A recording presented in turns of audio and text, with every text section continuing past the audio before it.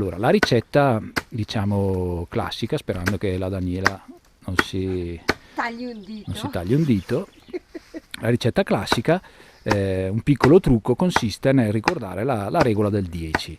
Quindi andiamo ad aggiungere 1 chilogrammo di foglie verdi, foglie e rami, diciamo, foglie e fusti della pianta dell'ortica, a 10 litri di acqua, il volume di 10 litri di acqua. Regola del 10 perché è facile da ricordare, poi va lasciato 10 giorni circa, può essere da una settimana a 10 giorni, dopo, diciamo già dopo 3 giorni inizierà a puzzare tremendamente perché inizia una fermentazione, però l'ideale sono i 10 giorni. Passati 10 giorni, in cui rimescoleremo una volta ogni 2 giorni con un palo, con una qualsiasi cosa, insomma andiamo a rimuovere un po' il liquido, così la poltiglia, perché dopo l'ortica già dopo qualche giorno si va a depositare sul fondo, si decompone molto velocemente e si va a depositare sul fondo. Questa poltiglia, diciamo, va rimescolata, inizia a fermentare, iniziano a vedersi delle bolle, è il segno che sta avvenendo la corretta fermentazione, quindi va tenuta sempre arieggiata, diciamo, per questo la dobbiamo mescolare, abbastanza una volta ogni 2 giorni. Ultima operazione da fare, coprire il secchio che avremo riempito con un telo per impedire che le mosche e altri, diciamo così, insetti attirati dall'odore della fermentazione, che è veramente forte, ricorda quello del letame, ricca infatti di azoto, per questo sprigiona un odore veramente forte. Quindi andiamo a mettere, anche qui non occorre essere come dico io, dei farmacisti, però più o meno ad occhio. Sappiamo che questo secchio è un secchio da 25 litri, quindi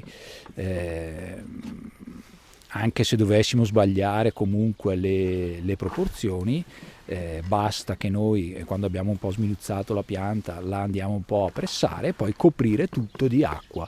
Vedete, questa più o meno sarà, magari non arriva al chilo oppure lo supera di poco. Una volta che l'abbiamo inserita nel secchio andiamo a riempirla di acqua, vedete? Andiamo a riempirla di acqua. L'importante, questo sì, è che l'acqua sia acqua piovana. Andiamo a vedere, qui abbiamo il nostro bidone dell'acqua così piovana. L'importante è che questa acqua, vedete, questa è acqua di raccolta acqua appunto delle piogge. Intanto qua, mentre si riempie, vediamo qua sotto una mini serra con delle talee di ortensia, di mirtillo, che sono qui all'ombra, ferme diciamo a riposare. Devono star lì almeno altri 10 giorni prima di aprire. Adesso andiamo a vedere, toglieremo l'acqua in eccesso, togliamola da qua. Ok, vediamo, così sono, il secchio sono due, no, sono anche, è troppo, dobbiamo toglierne un po'. Ancora, calcola che a metà sono 12 litri, ok, calcola il volume dell'acqua, perfetto, vediamo, semplicissimo, l'ortica è quasi totalmente coperta. Adesso la schiacceremo giù con qualcosa e poi la andremo un po' a coprire. Vedete, quando l'ortica viene o diciamo sminuzzata o essiccata oppure macerata, perde quasi totalmente il potere urticante, quindi si può toccarla quasi senza problemi, non dovete aver paura, anche se dovesse, diciamo, un po' orticarvi, non succede assolutamente niente. Adesso questo lo riporremo in un luogo, vediamo qui dove poi sia possibile ricordarci di girarlo, perché magari noi adesso non verremo su, lo dovrò far fare All'ombra. a mio papà. Sì, esatto, qua no, qua Sole, picchia il sole, non va bene, è meglio metterlo qua dietro, esatto, vedete. Aspetta.